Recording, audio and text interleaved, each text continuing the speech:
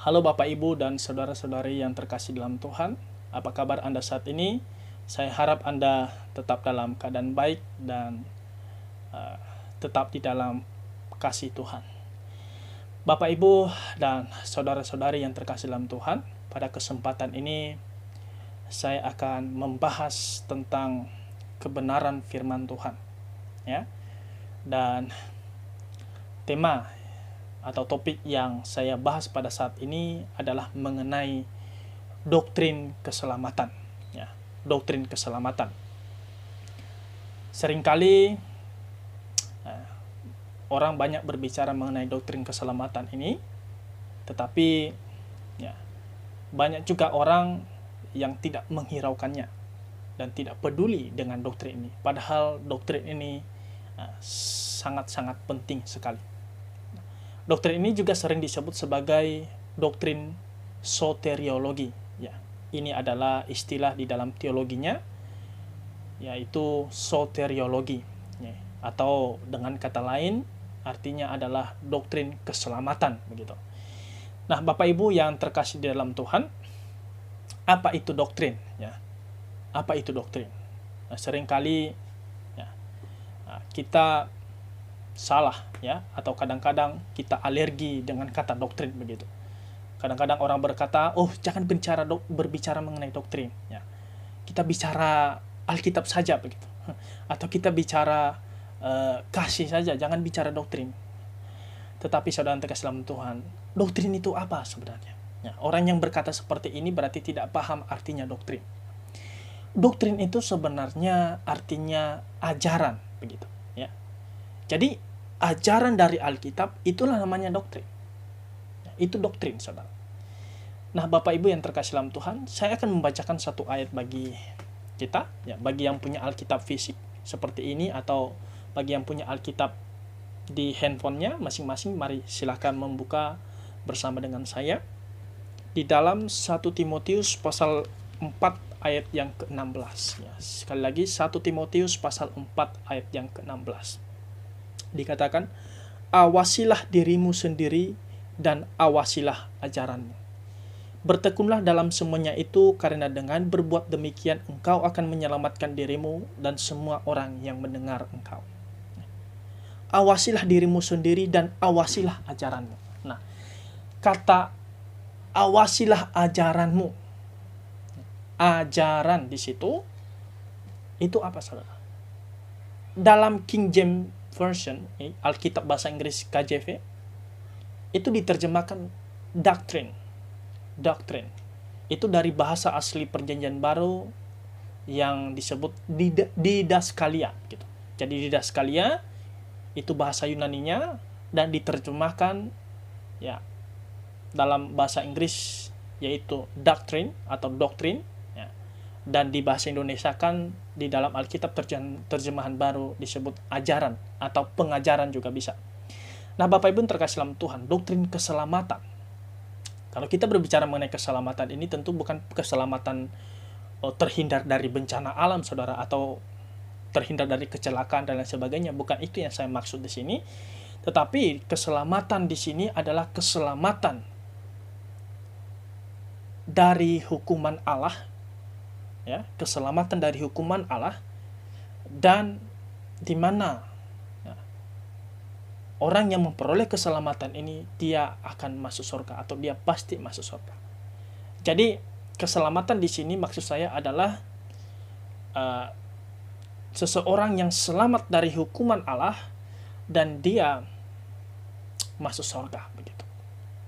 Jadi itu yang saya maksud di sini, keselamatan di sini, yaitu selamat dari hukuman Allah dan masuk surga. Ya. Jadi Bapak Ibu yang terkasih dalam Tuhan, tentu dasar kita apa? Ya, dasarnya apa? Dasar kita adalah Alkitab, saudara. Alkitab, ya. Bukan yang lain. Ya. Alkitab, saya percaya Alkitab adalah firman Tuhan, satu-satunya firman Tuhan. Jadi di luar Alkitab tidak ada firman Tuhan. Dan hanya inilah Alkitab, inilah firman Tuhan. Mulai dari perjanjian lama sampai perjanjian baru. Nah, Bapak Ibu yang terkasih dalam Tuhan, jadi dasar kita Alkitab. Jadi semua doktrin kekristenan sebenarnya harus didasarkan pada Alkitab. Jadi doktrin yang tidak didasarkan pada Alkitab, itu doktrin yang menyimpang, saudara. Misalnya didasarkan pada mimpi, misalnya. Wah, ini bukan doktrin yang benar. Ya. Didasarkan pada penglihatan, misalnya. Wah, ini bukan doktrin yang benar. Didasarkan pada pemikiran sendiri, atau buku-buku yang lain, misalnya. Atau tradisi-tradisi itu. Nah, ini bukan doktrin yang benar, saudara terkasih dalam Tuhan. Doktrin yang benar, yang Alkitabiah, gitu. Ya, itu harus sesuai Alkitab. Gitu. Ya, saudara terkasih dalam Tuhan. Jadi saya hari ini berbicara mengenai doktrin keselamatan. Bagaimana seseorang bisa selamat dan masuk surga, saudara. Selamat dari hukuman Allah dan dia bisa masuk surga. Nah, Bapak Ibu yang terkasih dalam Tuhan, tentu ini pembahasannya sangat panjang sekali. Dan pada video ini hanya pendahuluan saja, saudara. Sebagai ayat pembukaan bagi kita, mari saya ajak kita untuk melihat di dalam Ibrani pasal 9, ayat yang ke-27. Ibrani pasal yang ke-9, ayat yang ke-27. Saya akan bacakan bagi kita. Dan sama seperti manusia ditetapkan untuk mati hanya satu kali saja, dan sesudah itu dihakimi. Ya. Saya akan bacakan sekali lagi. Dan sama seperti manusia ditetapkan untuk mati hanya satu kali saja, dan sesudah itu dihakimi. Ada dua kebenaran yang sangat penting yang disinggung di dalam satu ayat ini, yang diajarkan kepada kita di dalam satu ayat ini. Yang pertama, saudara, adalah bahwa manusia itu sudah pasti mati. Manusia sudah pasti mati. Dikatakan, dan sama seperti manusia ditetapkan untuk mati satu kali saja. Jadi mati hanya satu kali. Tidak mungkin dua kali, saudara. Mati satu kali. Tentu yang dimaksud di sini adalah mati secara jasmani, saudara. Ya. Jadi mati secara jasmani itu ya satu kali. Ya. Tidak mungkin mati jasmani pertama mati, kemudian hidup lagi, mati lagi. Tidak ada seperti itu. Ya. Tetapi mati satu kali. Jadi yang pertama yang kita lihat di sini adalah bahwa manusia sudah pasti mati, saudara. Sudah pasti mati. Tidak peduli seberapa dia kuat orangnya. Ya. Misalnya orang yang ototnya yang besar-besar itu, suka nge-gym misalnya, dia sudah kebal misalnya, sudah berotot, dia begitu kuat, itu tidak peduli masalah itu, saudara. Walaupun dia begitu kuat, tetapi dia juga akan pasti mati, saudara. Nah, misalnya Simpson di dalam Alkitab. Wah, Simpson ini orang yang kuat, tapi juga mati, saudara.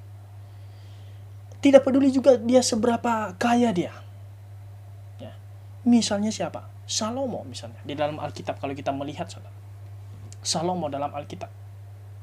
Dia juga orang yang kita melihat, orang yang begitu kaya, memiliki segala-galanya, saudara. Tidak ada kekurangan dalam segi materi dan lain sebagainya. Dia raja bahkan. Toh juga akhirnya mati, saudara. Ya. Baik pun dia miskin juga, dia juga akan mati. Tidak peduli dia seberapa tingginya kedudukannya. Dia sebagai raja kah, atau sebagai presiden, kepala pemerintah dan lain sebagainya, dia seorang tentara kah, atau apa dia dan segala macam profesinya, tidak peduli masalah itu. Tetap dia juga akan mati, saudara. Ya. Bapak Ibu yang saya kasih dalam Tuhan, kita ini akan pasti mati. Oleh karena itu, kadang juga orang, walaupun dia sebagai orang Kristen, dia juga akan pasti mati. Ya, walaupun dia sering ke gereja dan sebagainya, dia juga akan pasti mati. Nah, oleh karena itu Bapak Ibu yang terkasih dalam Tuhan, kalau kita sudah tahu bahwa kita pasti mati, maka pertanyaannya bagi kita, kemanakah kita setelah mati? Ya, kemanakah kita setelah mati? Apakah kita masuk surga atau masuk neraka, saudara? Hanya ada dua pilihan. Kalau bukan surga, neraka. Ya. Tidak ada tempat di tengah-tengah, saudara. Ya, kalau bukan surga, neraka. Tidak ada yang di tengah-tengah. Ya, jadi kalau kita tahu bahwa kita pasti mati, kemanakah kita? Kita yakin masuk kemana? Kita yakin masuk surga kah? Ya? Sudah pasti yakin? Atau malah sebaliknya, sudah kita masuk neraka? Ya, semua orang kita lahir, besar, ya, tua, mati. Lalu masuk kemana setelah itu? Surga atau neraka, saudara? Hanya ada 2 pilihan. Oleh karena itu kita harus pastikan hal ini. Yang kedua, saudara yang terkasih dalam Tuhan, adalah bahwa kebenaran yang kedua yang diajarkan oleh ayat yang kita bacakan tadi itu, yaitu saya bacakan sekali lagi, dan sama seperti manusia ditetapkan untuk mati hanya 1 kali saja dan sesudah itu dihakimi. Kebenaran yang kedua adalah bahwa sesudah mati, maka seseorang itu akan dihakimi. Sesudah mati maka akan dihakimi.